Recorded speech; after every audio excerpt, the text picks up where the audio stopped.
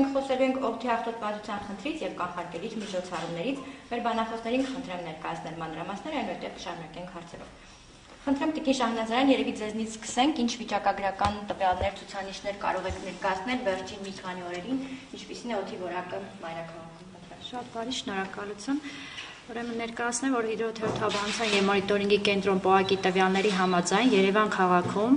հատկապես կենտրոն վարչական շրջանում նոյեմբերի 17-ից 25 ընկած ժամանակահատվածում մթնոլորտային օդում փոշու կոնցենտրացիան գերազանցել է սահմանային թույլատրելի կոնցենտրացիան 1.4-ից 4 անգամ։ Հատկապես բարձր է եղել նոյեմբերի 21-ին եւ նոյեմբերի 25-ին համապատասխանաբար 4 ու 3.5 անգամ գերազանցելով սահմանային թույլատրելի կոնցենտրացիան։ Արաբկիր վարչական շրջանում նույն ժամանակահատվածում փոշու սահմանային թույլատրելի կոնցենտրացիան գերազանցվել է 1.1-ից 1.6 անգամ, իսկ Շենգավիթ վարչական շրջանում միայն նոյեմբերի 25-ին գերազանցելով սահմանային թույլատրելի կոնցենտրացիան 1.2 անգամ։ Նոր վարչական շրջանում չի գերազանցվել փոշու սահմանային թույլատրելի կոնցենտրացիան։ Ազոտի երկօքսիդի պարագայում ունենք նոյեմբերի 17-ից 25 ընկած ժամանակահատվածում կրկին կենտրոն վարչական շրջանում 17-ից 19-ը գերազանցվել է 1.4-ից 1.6 անգամ, Արաբկիր վարչական շրջանում նոյեմբերի 17-ին եւ 20-ին եւ նոր վարչական շրջանում նոյեմբերի 17-ին եւ 22-ին 1.1 անգամ, իսկ Շենգավիթ վարչական շրջանում նոյեմբերի 25-ին 1.3 անգամ։ Նշեմ, որ այս նույն ժամանակահատվածում ծծմբի երկօքսիդի կոնցենտրացիան աճել է, սակայն չի գերազանցել ոչ մի վարչական շրջանում չի գերազանցել սահմանային թույլատրելի կոնցենտրացիան։ Գետնամերձ օզոնի պարունակությունը եւս չի գերազանցել սահմանային թույլատրելի կոնցենտրացիան։ Նշեմ, որ վերջին օրերին անտիցիկլոնի կենտրոնի Արկայությամբ օդի տուրբուլենտականությունը արածյան գոգավորությունում դադարել է,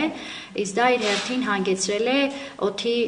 տեղաշարժի կանգնման եւ օդի աղտոտվածության կուտակման, ինչն էլ նաեւ նպաստել է այս իմ կողմից նշված թվերի բարձրացմանը եւ նաեւ առաջիկայում, քանի որ չի ակնկալվում օդի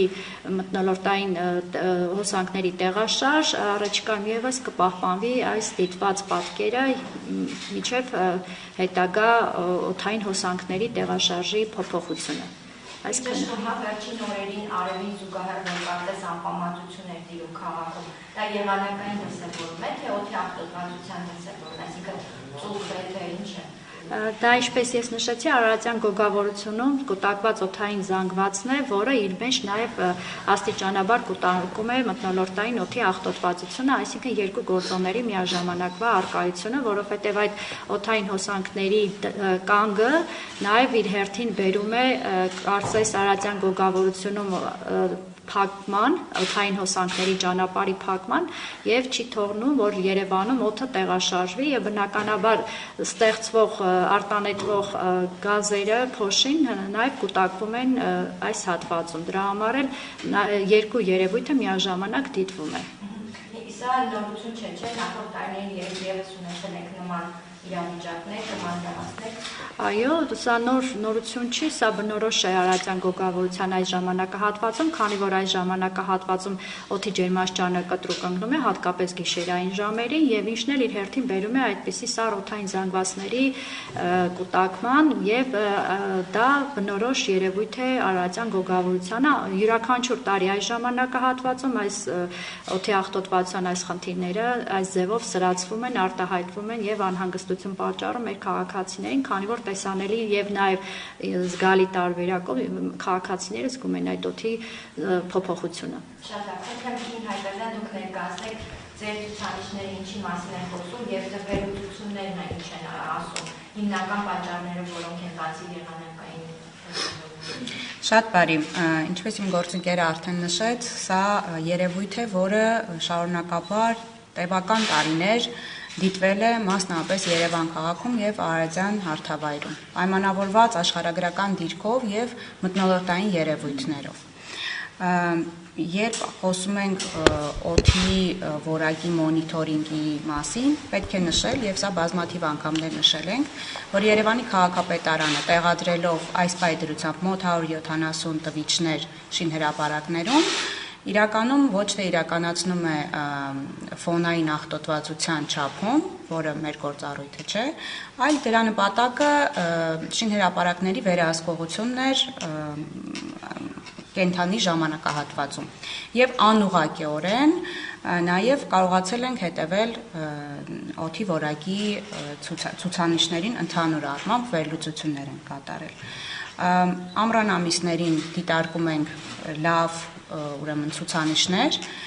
ձմռան եւ ուշ աշնան ամիսներին հատկապես սրվում է իրավիճակը, ինչպես հիդրոօթերոթաբանության կենտրոնի գործընկերը նշեց, պայմանավորված մի շարք գործառույթներով։ Եվ պատմականորեն դեռ խորհրդային Հայաստանում հետևանքները դրա եղել են, որ արդյունաբերություն է եղել, դրան հաջորդել է էներգետիկ ճգնաժամը, երբ որ հատվել են բազմաթիվ ծառեր եւ ջեռուցման համար է օգտագործվել եւ փայտանյութը եւ այլ նյութերով են ջեռուցել բնակավայրերը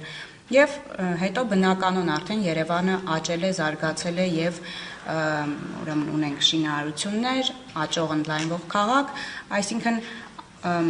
հետևանքը, արդյունքը նույնն է, այս սմոգը, այս